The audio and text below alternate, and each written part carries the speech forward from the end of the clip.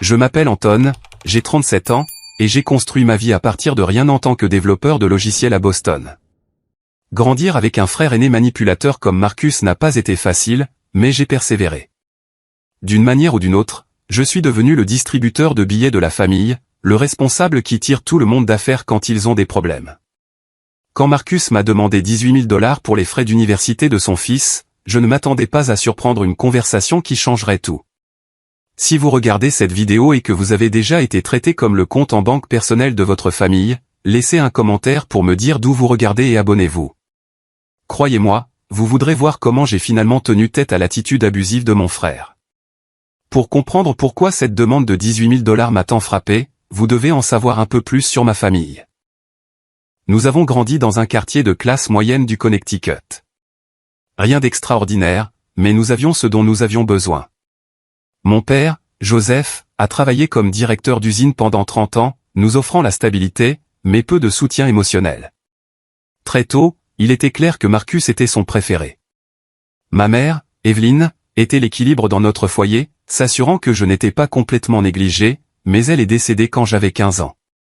Après cela, le favoritisme est devenu encore plus évident. Marcus a 4 ans de plus que moi, et en grandissant, c'était lui le charmeur. Il pouvait se sortir de n'importe quelle situation par la parole. Pendant que j'étais le gamin qui tondait les pelouses et livrait les journaux pour économiser pour l'université, Marcus a amadoué notre père pour qu'il lui donne de l'argent. Ce schéma a continué à l'âge adulte. Mon parcours n'a pas été facile. Après la mort de maman, j'ai travaillé comme employé d'épicerie, concierge le week-end au centre communautaire local, et je livrais des pizzas le soir. Je me suis payé mes études universitaires à l'université d'État en étudiant l'informatique. Personne n'a payé mes frais de scolarité. Personne n'a acheté mes manuels. J'ai obtenu mon diplôme avec des prêts étudiants qui ont mis 8 ans à être remboursés, mais je l'ai fait. Pendant ce temps, Marcus a flotté à travers la vie grâce à son charme. Il a fréquenté 3 universités différentes avant de les abandonner toutes. Papa a payé pour chaque tentative sans se plaindre. Marcus a décroché des emplois grâce à ses relations, pas à ses qualifications, et les perdait généralement en quelques mois. Pourtant, d'une manière ou d'une autre, il retombait toujours sur ses pieds. Il y a 10 ans, il a épousé Lorraine, dont les parents avaient de l'argent. Ils l'ont fait entrer dans leur entreprise, ont installé le couple dans une belle maison, et Marcus a commencé à conduire une voiture de luxe. Ils ont eu Brandon peu de temps après.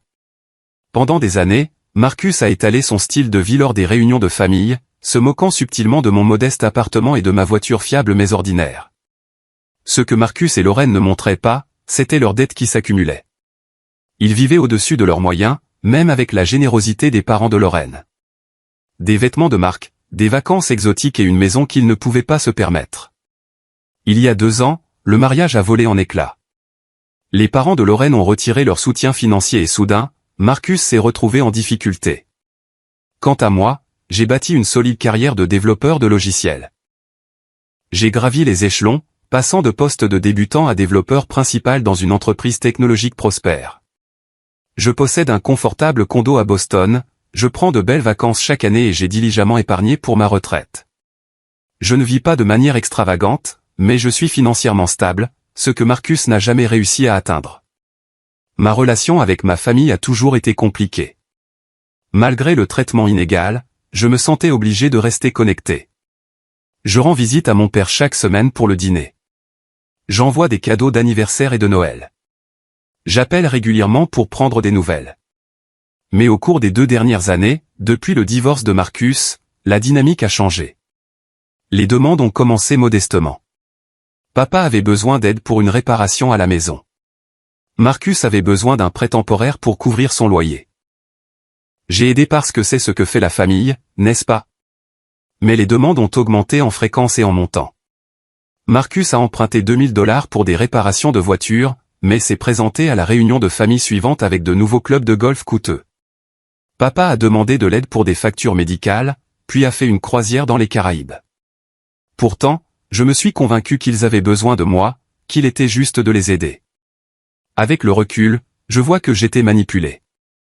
Ils savaient exactement sur quel bouton appuyer, la loyauté familiale, la culpabilité face à ma réussite relative, le fantôme de ma mère qui nous encourageait toujours à prendre soin les uns des autres. Mais j'atteignais mon point de rupture. Puis est arrivé l'appel téléphonique qui allait finalement tout changer. Marcus a appelé un mardi matin alors que je me préparais pour une réunion de travail importante. « Anton, nous devons parler », a-t-il dit, sa voix portant ce ton familier qui signifiait qu'il voulait quelque chose.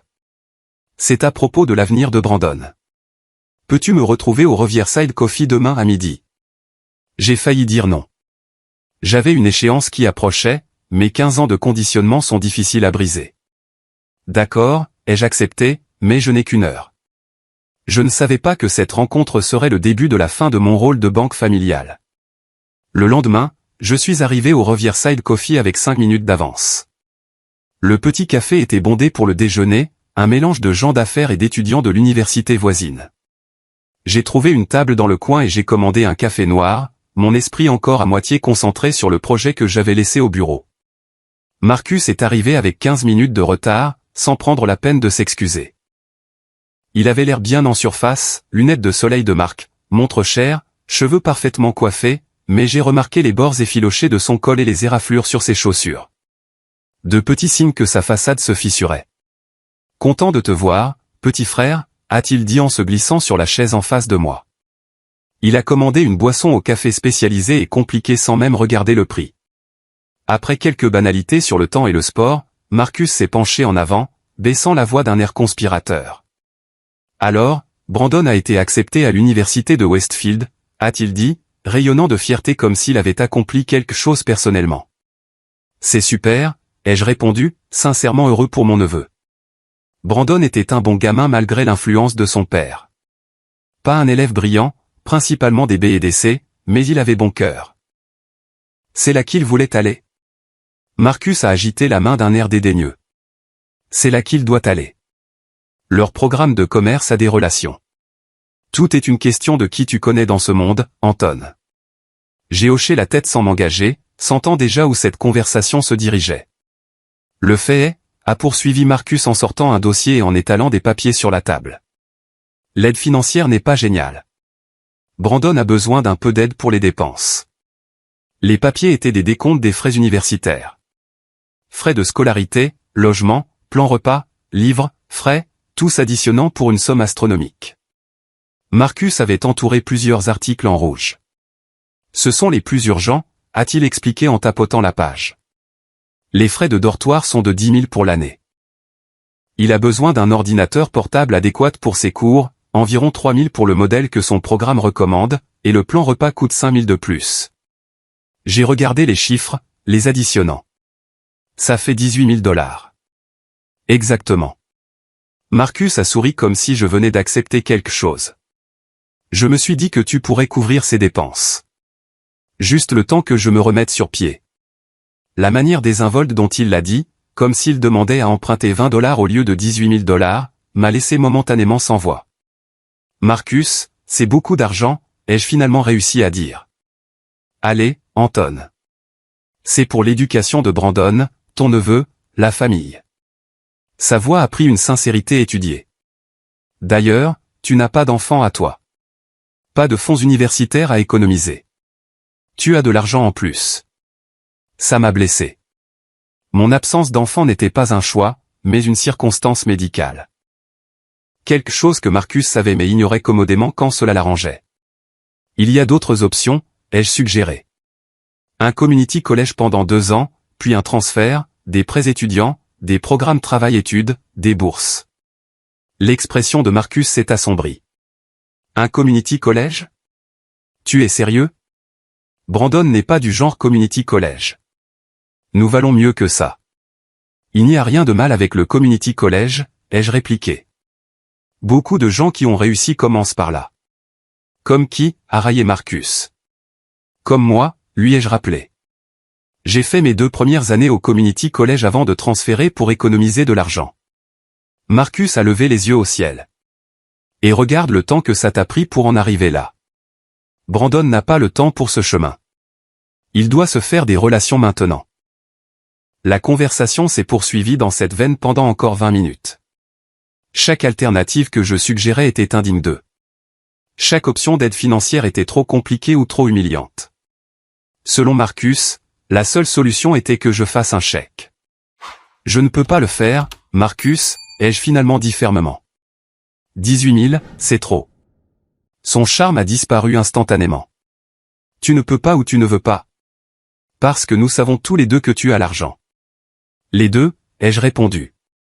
J'ai travaillé dur pour ce que j'ai. Brandon doit apprendre une certaine responsabilité financière, et toi aussi.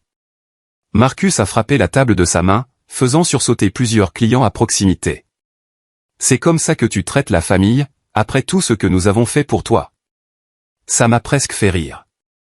Que as-tu fait pour moi exactement, Marcus? Il s'est levé, rassemblant ses papiers. Tu as toujours été égoïste. Toujours. Papa avait raison à ton sujet. Avec cette dernière pique, il est sorti en trombe, me laissant avec l'addition de son café à 7 $ qu'il n'avait pas touché. Je suis resté assis un moment, un nœud dans l'estomac. La culpabilité familière a commencé à s'insinuer. Étais-je égoïste? Devrais-je aider mon neveu? Est-ce que je punissais Brandon pour le comportement de son père? Ce soir-là, j'ai appelé mon meilleur ami, Derek. Nous sommes amis depuis l'université, et il a été témoin de la situation avec Marcus pendant des années. Il te manipule encore, a dit Derek sans détour après que je lui ai expliqué ce qui s'était passé. Tu n'es pas responsable des frais d'université de Brandon. C'est le travail de ses parents. Mais si Brandon perd cette opportunité à cause de moi, ai-je demandé. Premièrement, ce n'est pas à cause de toi, a répliqué Derek. C'est parce que son père est financièrement irresponsable. Deuxièmement, Brandon a de nombreuses opportunités qui ne nécessitent pas que tu les finances. Ton frère ne veut tout simplement pas explorer ces options parce qu'elles demandent un effort. Les mots de Derek avaient du sens. Mais des années de conditionnement me laissaient hésitant. Peut-être que je devrais aider, au moins avec une partie des dépenses. Peut-être juste l'ordinateur portable.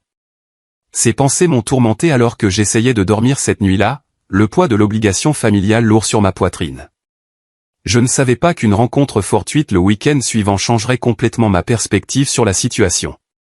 Le dimanche suivant, je me suis rendu chez mon père pour notre dîner hebdomadaire. Ces visites étaient devenues un rituel après le décès de ma mère, en partie par devoir et en partie pour m'assurer que papa n'était pas complètement seul.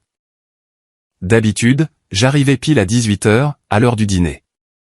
Cette fois, j'étais en avance de près de 30 minutes parce qu'une réunion que j'avais prévue longue s'est terminée plus tôt.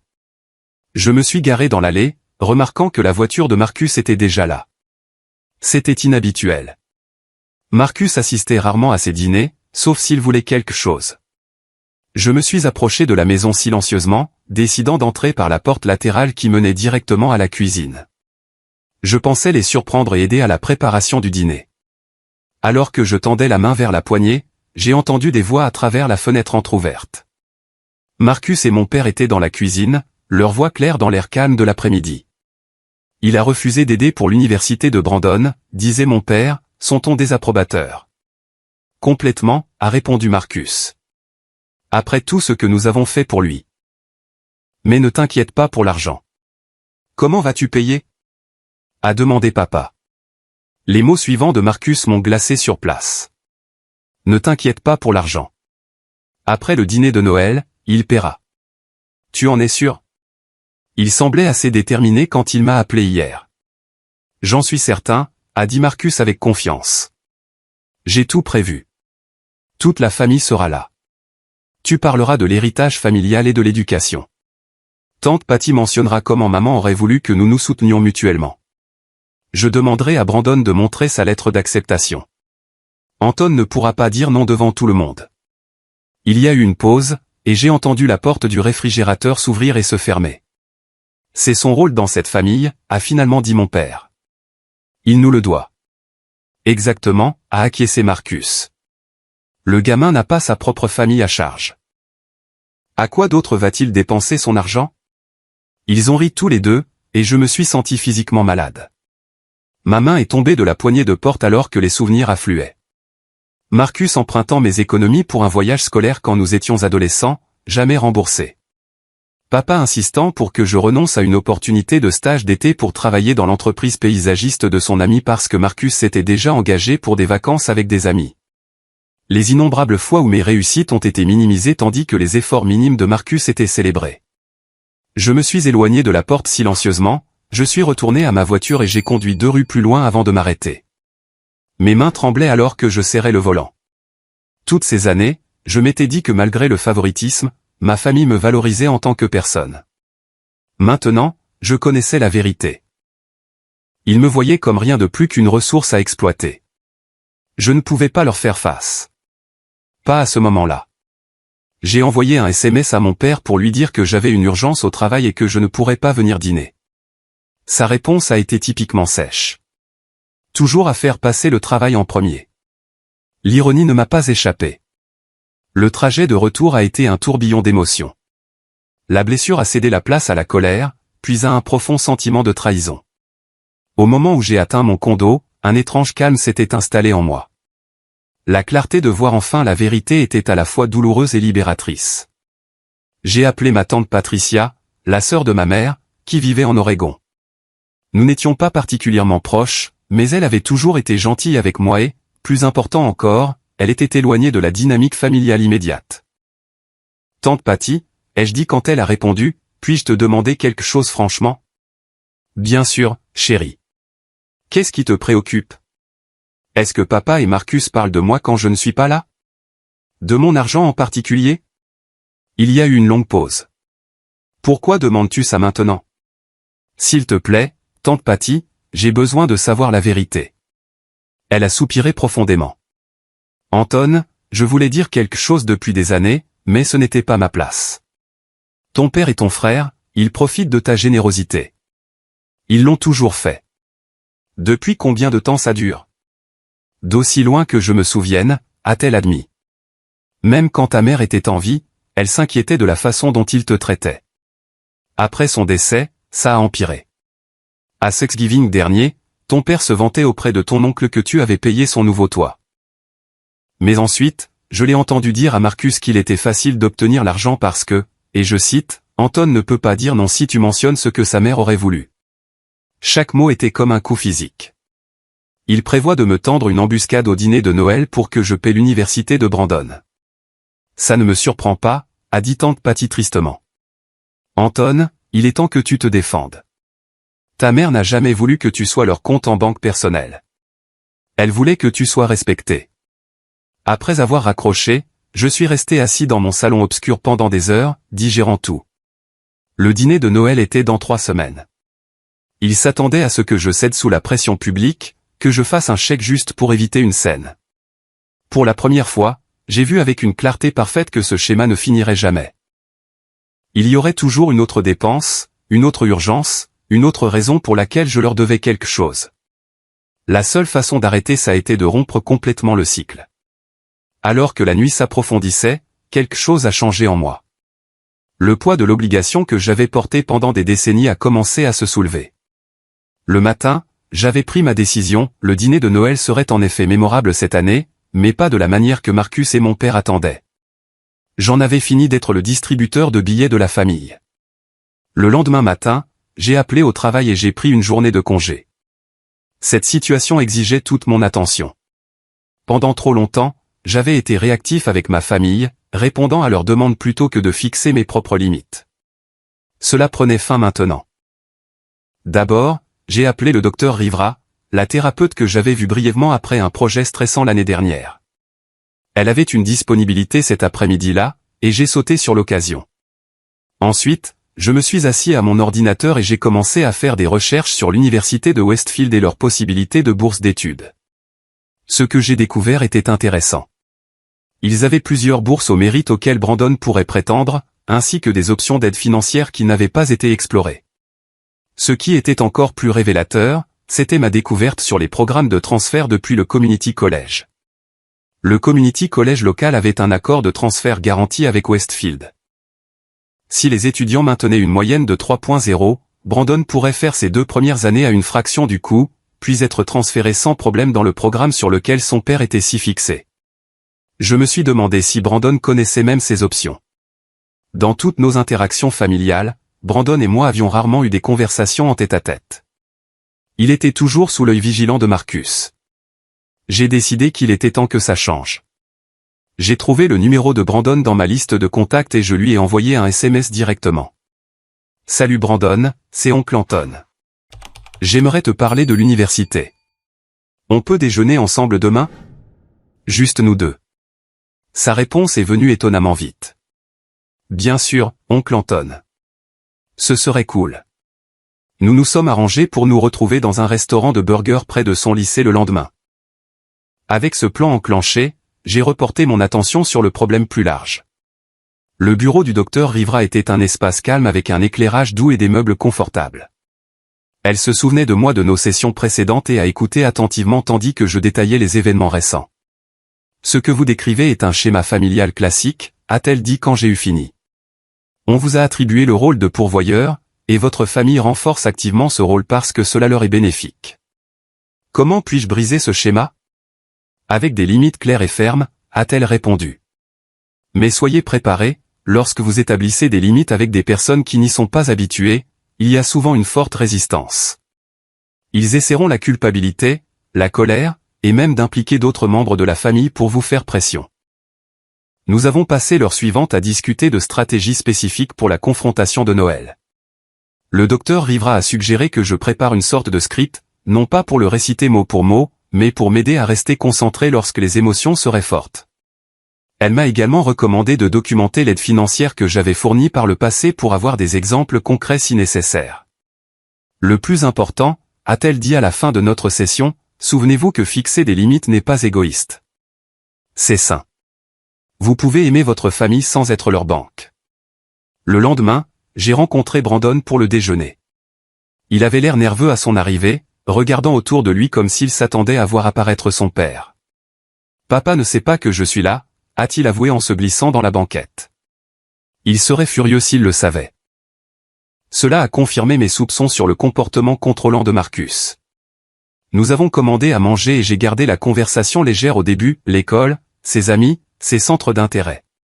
Brandon s'est progressivement détendu, et j'ai été impressionné par sa prévenance. Il n'était pas le gamin privilégié que Marcus élevait. Il y avait une conscience de soi là-dedans. Alors, l'université de Westfield, ai-je finalement dit.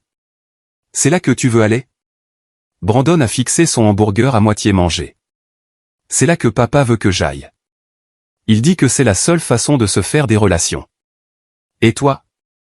Si tu pouvais choisir n'importe quelle école, laquelle choisirais-tu? Il a levé les yeux, surpris par la question. Honnêtement, je suis vraiment intéressé par l'informatique, comme ce que tu fais. Le programme de Westfield est correct, mais l'université d'État a un meilleur programme technologique. Mais papa dit que le commerce est plus pratique. C'était une nouveauté pour moi. Tu es intéressé par la programmation? Brandon a hoché la tête avec enthousiasme. J'ai appris à coder par moi-même avec des cours en ligne. J'aime vraiment ça. Pourquoi n'en as-tu pas parlé avant?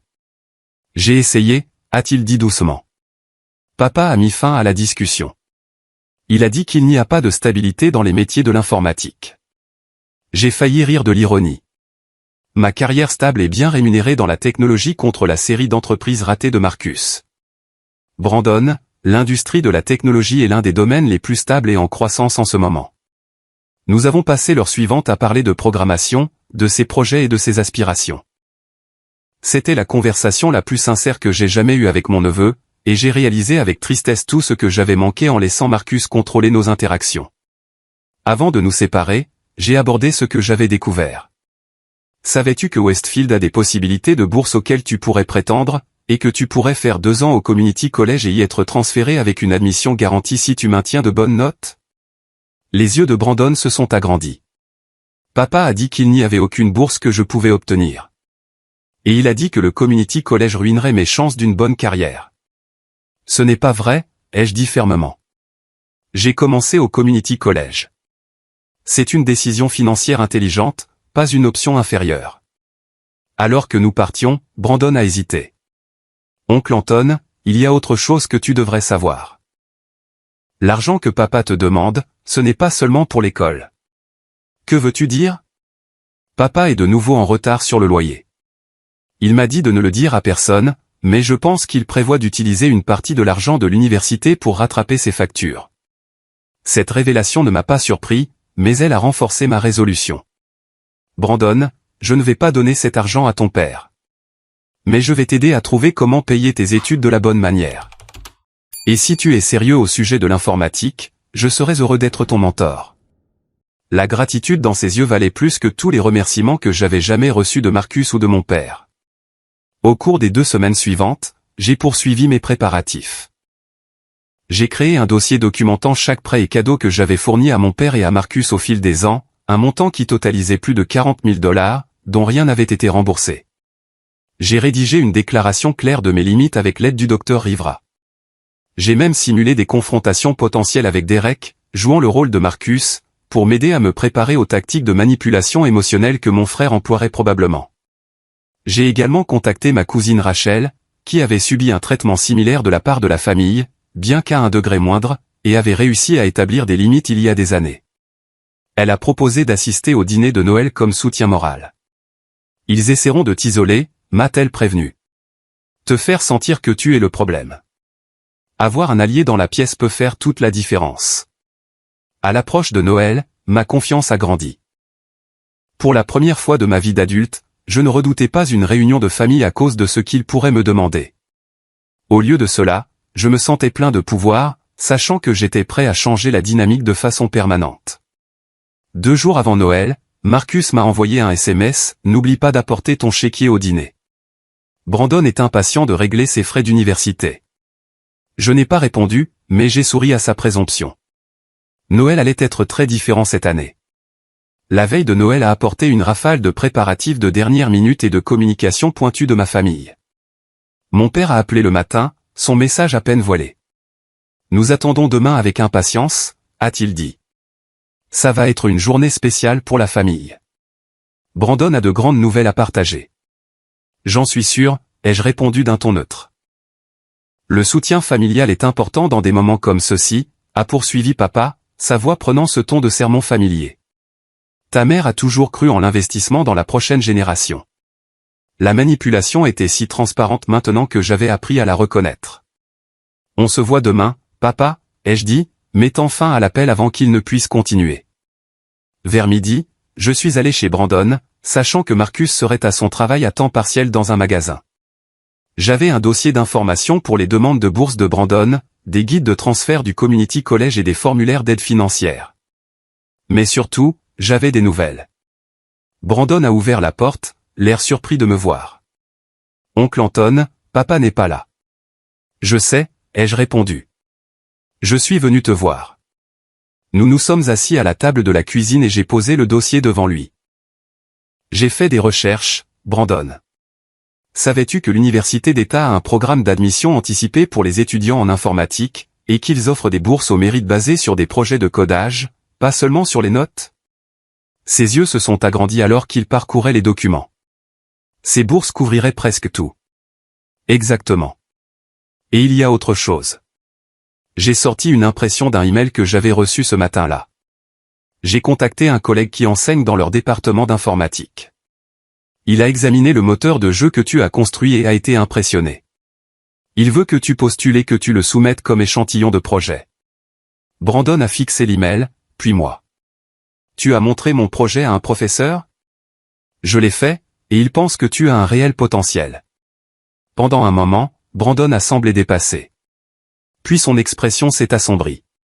Papa n'acceptera jamais ça. Il a dit Westfield, et c'est tout. Brandon, tu as 17 ans. Dans moins d'1 an, tu seras un adulte qui prendra ses propres décisions.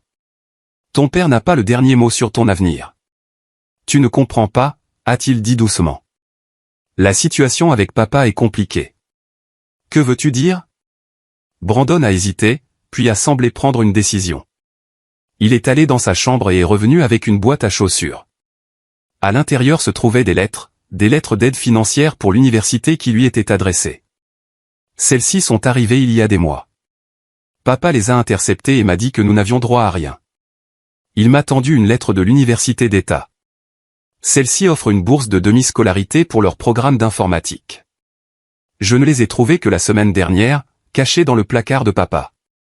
J'ai senti une vague de colère en lisant la lettre. Brandon avait des options, de bonnes options, que Marcus lui avait délibérément cachées. Il y a plus, a continué Brandon. Tu te souviens quand grand-père m'a donné cette obligation d'épargne de 5000 $ pour l'université quand j'avais 10 ans? Papa l'a encaissé l'année dernière. Il a dit que c'était pour les demandes d'admission à l'université, mais je sais que nous n'avons pas dépensé autant. Et les parents de maman avaient créé un petit fonds d'études avant de mourir. Il a disparu aussi. L'image devenait plus claire. Marcus n'essayait pas seulement de me faire payer les études de Brandon. Il avait déjà détourné des fonds spécifiquement destinés à cet effet. Brandon, ça s'arrête maintenant, ai-je dit fermement. Ce soir, nous allons remplir ces demandes de bourse ensemble, et je vais t'aider à ouvrir un compte en banque demain auquel toi seul pourras accéder. Nous avons passé les 3 heures suivantes à remplir les demandes. Brandon était brillant et compétent, posant des questions réfléchies sur le processus. Je pouvais voir l'esprit du programmeur en lui, la façon dont il abordait les problèmes, méthodiquement, en les décomposant en parties gérables. Alors que nous terminions la dernière demande, le téléphone de Brandon a vibré à plusieurs reprises. Des SMS de Marcus exigeant de savoir où il était. J'ai regardé ma montre. Marcus avait dû finir le travail plus tôt. Dis-lui que tu es avec moi, ai-je suggéré. On a presque fini. Brandon a envoyé un SMS à son père et la réponse a été immédiate. Un appel téléphonique. Je pouvais entendre Marcus crier à travers le haut-parleur. Brandon l'a mis en haut-parleur. Qu'est-ce que tu fous avec Anton? Je t'ai dit de rester loin de lui jusqu'à après Noël. On traîne juste, papa, a répondu Brandon, sa voix plus petite qu'elle ne l'avait été tout l'après-midi. Rentre à la maison maintenant. Nous devons parler de demain. En fait, Marcus, suis-je intervenu calmement. Brandon et moi remplissons des demandes de bourse. Il sera à la maison dans environ 30 minutes. Il y a eu un moment de silence avant que Marcus ne reprenne la parole, sa voix artificiellement contrôlée. Anton, je pensais que nous étions d'accord que je m'occuperais des plans d'études de Brandon. Nous n'avons jamais convenu de ça, ai-je répondu. Et Brandon mérite de connaître toutes ses options. Tu sapes mon autorité de père, a sifflé Marcus. C'est exactement pourquoi maman disait toujours que tu étais difficile. L'ancien Anton aurait été blessé par cette référence à notre mère. Le nouvel Anton l'a reconnu comme une tentative délibérée de me manipuler émotionnellement. On parlera demain, ai-je dit fermement. Brandon sera bientôt à la maison. J'ai mis fin à l'appel malgré les protestations continues de Marcus. Brandon avait l'air pâle. Il va être furieux, a-t-il dit. Laisse-le faire, ai-je répondu. Tu n'as rien fait de mal en explorant tes options. J'ai ramené Brandon à la maison et, comme prévu, Marcus attendait sur le porche, l'expression orageuse. Je ne suis pas sorti de la voiture, j'ai simplement attendu que Brandon soit en sécurité à l'intérieur avant de partir. Le regard furieux de Marcus m'a suivi dans la rue. Ce soir-là, j'ai reçu une série de SMS de plus en plus hostiles de Marcus et de mon père. Des accusations d'ingérence, d'essayer de monter Brandon contre son père, de manquer de respect à la hiérarchie familiale. Je n'ai répondu à aucun d'eux. Au lieu de cela, j'ai relu mon document sur les limites une dernière fois et j'ai préparé le dossier de documents financiers que j'avais compilé. J'ai préparé mes vêtements pour le lendemain et j'ai essayé de dormir un peu, bien que le repos soit difficile à trouver. Le matin de Noël s'est levé, clair et froid. J'ai ressenti un étrange sentiment de paix en me préparant pour la journée à venir. Pour la première fois de ma vie d'adulte, j'abordais une réunion de famille non pas comme quelqu'un à utiliser, mais comme quelqu'un avec de l'autonomie et du respect de soi. Quoi qu'il arrive au dîner, je savais que les choses ne seraient plus jamais les mêmes. Et j'étais prêt. Le jour de Noël est arrivé avec un froid hivernal vif et un ciel bleu clair. Je me suis habillé avec soin d'un pull bleu marine et d'un pantalon gris, décontracté mais soigné. Les cadeaux que j'avais choisis étaient joliment emballés, un journal relié en cuir pour papa, un ensemble de livres de programmation professionnelle pour Brandon, et une carte cadeau pour le restaurant préféré de Marcus. Des cadeaux modestes mais appropriés, pas l'argent liquide ou les appareils électroniques coûteux qu'ils attendaient habituellement. Ma cousine Rachel a envoyé un texto pour dire qu'elle me rejoindrait là-bas. Prêt pour l'opération limite familiale, a-t-elle écrit avec un émoji de soutien. Sa présence serait cruciale en tant qu'allié dans ce qui promettait d'être un après-midi difficile. Je suis arrivé chez mon père précisément à 14 heures. Plusieurs voitures étaient déjà garées à l'extérieur, y compris celle de Marcus. Prenant une profonde inspiration, j'ai rassemblé mes cadeaux et le dossier contenant ma documentation, puis je me suis dirigé vers la porte d'entrée. Papa a répondu avec une étreinte machinale. Tu es pile à l'heure, a-t-il dit, lorgnant les paquets de taille modeste dans mes bras avec une déception à peine dissimulée. La maison sentait la dinde rôtie et le pain de l'arbre décoré dans le coin du salon. Des membres de la famille déambulaient, ma tante Sarah et son mari, 2 cousins et leurs conjoints, Rachel qui m'a fait un signe de tête encourageant, et Brandon qui se tenait maladroitement près de la cheminée, mal à l'aise dans une chemise qui semblait trop serrée au col. Marcus s'est approché immédiatement, me tapant sur l'épaule avec une jovialité forcée. Petit frère, joyeux Noël. Son sourire n'atteignait pas ses yeux, qui se sont posés sur les cadeaux dans mes bras, puis sont revenus sur mon visage. Mettons-les sous l'arbre, d'accord? J'ai abandonné les paquets, mais j'ai gardé le dossier sous mon bras. Marcus l'a remarqué, son expression a vacillé brièvement avant de reprendre son personnage d'hôte. Tout le monde est presque là. Papa a fait du lait de poule extra fort cette année. Je vais m'en tenir à l'eau pour l'instant, ai-je répondu, soupçonnant qu'ils espérèrent lâcher ma résolution avec de l'alcool. L'heure suivante a été une étude de la tension sous-jacente. En surface, c'était un Noël familial typique, échange de politesse, mise à jour des nouvelles, admiration des décorations. Mais j'ai remarqué les commentaires pointus, les regards significatifs entre Marcus et mon père, la façon dont ils orientaient constamment les conversations vers l'éducation et le soutien familial. L'université est si chère de nos jours, a remarqué tante Sarah pendant l'apéritif. Comment gérez-vous ça avec Brandon, Marcus? La question semblait innocente, mais le moment était trop parfait. Je soupçonnais qu'on l'avait incité à l'aborder. Marcus a soupiré de façon dramatique. C'est un défi. Brandon a été accepté à Westfield. Excellente école, excellente relation, mais la partie financière est difficile depuis le divorce.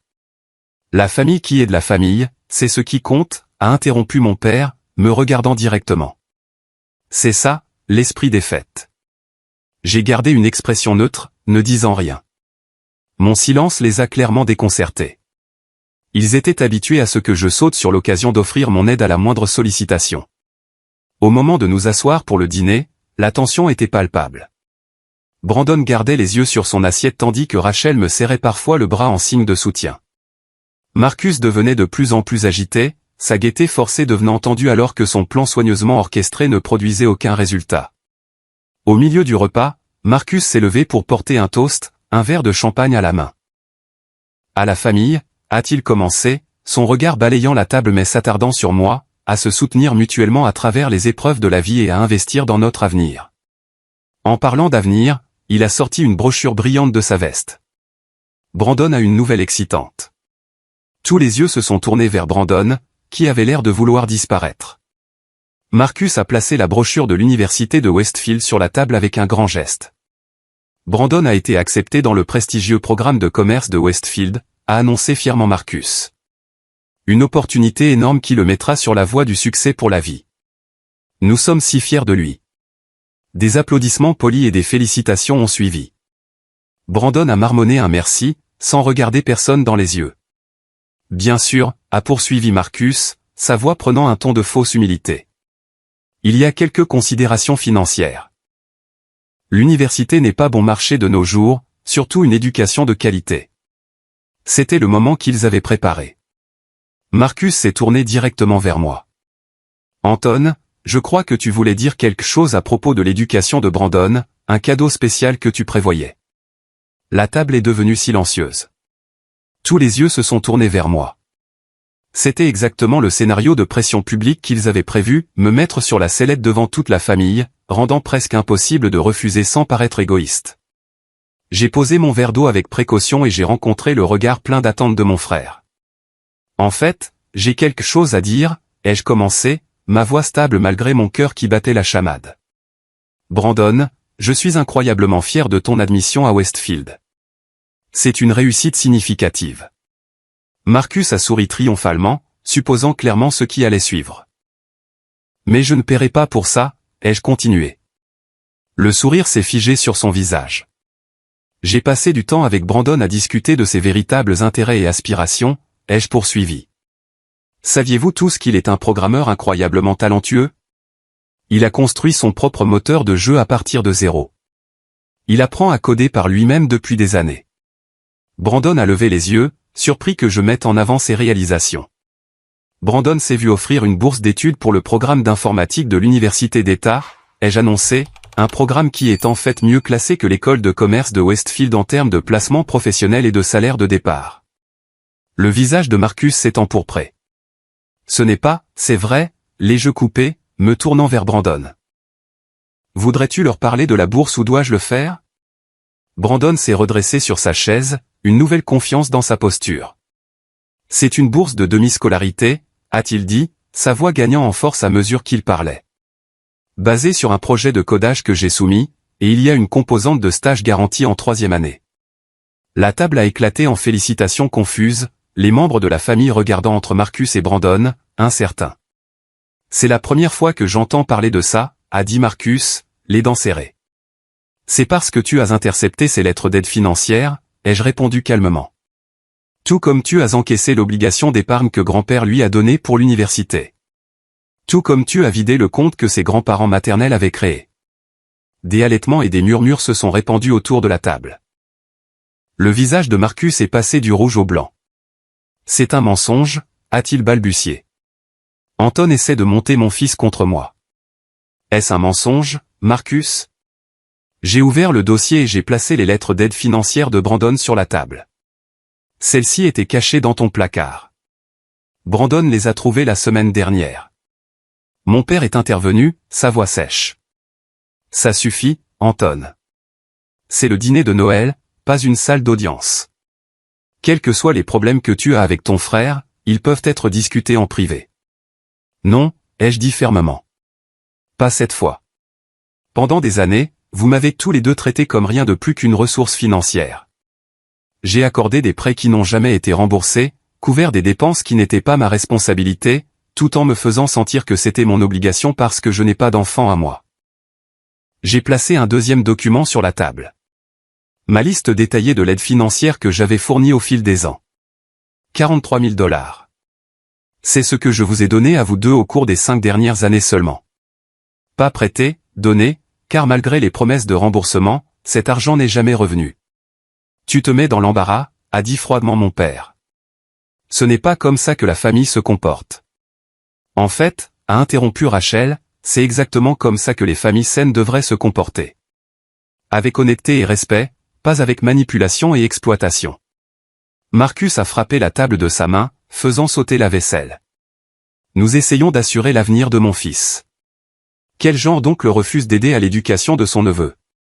Le genre qui respecte assez son neveu pour l'aider à trouver des solutions durables plutôt que des solutions de fortune, ai-je répondu. Le genre qui veut le guider dans un domaine qui le passionne plutôt que de le pousser dans une voie qu'il ne veut pas, je me suis tourné vers le reste de la famille. Saviez-vous qu'ils avaient planifié cette embuscade il y a des semaines? Je les ai entendus discuter de la manière dont ils me mettraient la pression pour payer au dîner de Noël, où je ne pourrais pas refuser devant tout le monde. Des regards mal à l'aise ont été échangés autour de la table. La mâchoire de mon père s'est crispée. Ta mère aurait honte de toi, a-t-il dit, son arme ultime. J'ai ressenti une pointe de douleur mais j'ai continué. Non, papa. Maman aurait honte de la façon dont tu m'as traité depuis sa mort. Elle voulait que nous nous soutenions mutuellement, pas que nous nous exploitions. Brandon s'est levé soudainement. Je veux aller à l'université d'État pour l'informatique, a-t-il annoncé. Je suis désolé, papa, mais c'est ce que je veux. J'avais peur de te le dire parce que tu n'as jamais écouté ce que je voulais. Marcus a regardé son fils comme s'il le voyait pour la première fois. Tu ne peux pas être sérieux. Après tout ce que j'ai fait pour te faire entrer à Westfield. Tout ce que tu as fait, ai-je fait l'écho. Tu veux dire cacher son offre de bourse, dépenser ses économies pour l'université, prévoir d'utiliser l'argent que tu m'as demandé pour payer ton loyer en retard? Cette dernière révélation a provoqué une autre onde de choc autour de la table. Ce qui a suivi a été 20 minutes de chaos. Marcus a alterné entre la rage et des tentatives désespérées de sauver son plan. Mon père a essayé de reprendre le contrôle de la situation par la culpabilité et la manipulation émotionnelle. Certains membres de la famille se sont rangés de leur côté par habitude. D'autres sont restés assis dans un silence inconfortable. À travers tout cela, je suis resté calme, répondant à chaque accusation avec des faits plutôt qu'avec des émotions. Brandon a trouvé sa voie, tenant bon sur ses préférences éducatives malgré les protestations de son père. Finalement, Marcus a eu recours aux ultimatums. Si tu t'opposes à moi sur ce point, n'attends plus aucun soutien de ma part, m'a-t-il dit.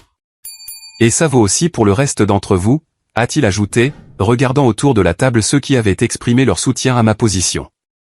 Je n'ai pas besoin de ton soutien, Marcus, ai-je répondu doucement. Je ne l'ai jamais eu. Ce dont j'avais besoin, c'était de ton respect, et tu ne l'as jamais donné. Je me suis levé, rassemblant mon dossier. Brandon, mon offre tient toujours.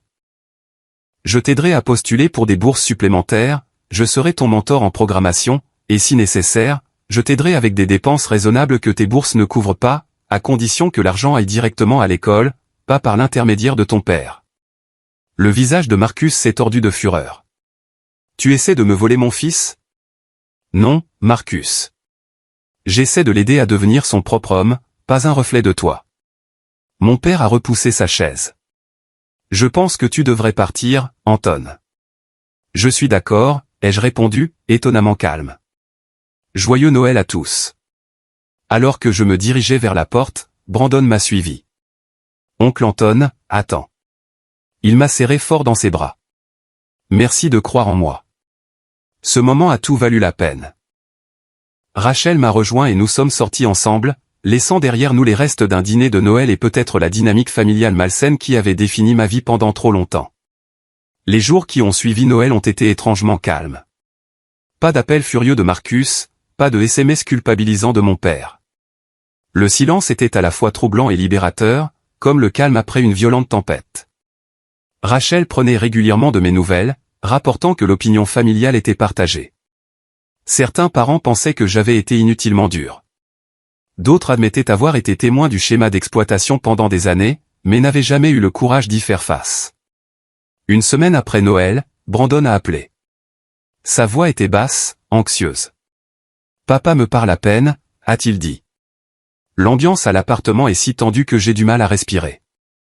Je suis désolé, Brandon. Ce n'est pas de ta faute. Je sais, mais... Il a hésité. Oncle Anton, ton offre de m'aider est-elle toujours valable? Pas seulement pour des conseils sur l'université, mais pour tout. Bien sûr qu'elle l'est, les jeux assurés. De quoi as-tu besoin? Est-ce que je peux rester chez toi un moment? Juste le temps que les choses se calment. Papa a parlé de me retirer de l'école, en disant que si je suis si doué en informatique, je n'ai pas besoin de finir le lycée. Ce soir-là, Brandon est arrivé à mon condo avec 2 sacs de sport et son ordinateur portable. Ses yeux étaient rouges, mais il semblait soulagé d'être loin de l'attention. Je l'ai installé dans ma chambre d'amis et nous avons établi une routine. Il finirait sa dernière année dans son école actuelle, faisant la navette depuis chez moi tout en travaillant sur des demandes de bourse et des projets de codage le soir. 2 semaines après Noël, mon père a finalement appelé. Sa voix était bourrue, réticente. « Brandon semble rester chez toi », a-t-il dit. Pas tout à fait une question. Oui, pour l'instant, jusqu'à ce que les choses se calment avec Marcus. Il y a eu une longue pause. Tu as fait toute une scène à Noël.